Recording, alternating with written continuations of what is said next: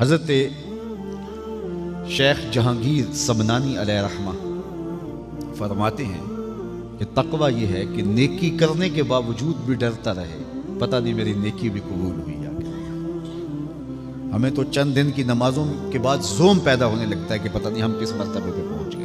رومی علیہ رحمہ لکھتے ہیں کچھ لوگ ہیں چند دن نمازیں پڑھ لیں تو آسمان کی طرف دیکھ رہے ہوتے ہیں کہ آسمان سے کوئی ہمارے لیے نازل ہو رہا ہے کہ نہیں ہو رہا۔ تقویٰ یہ ہے نیکی کرنے کے باوجود بھی ڈرتا رہے پتہ نہیں میری نیکی بھی قبول ہوئی ہے یا کہ۔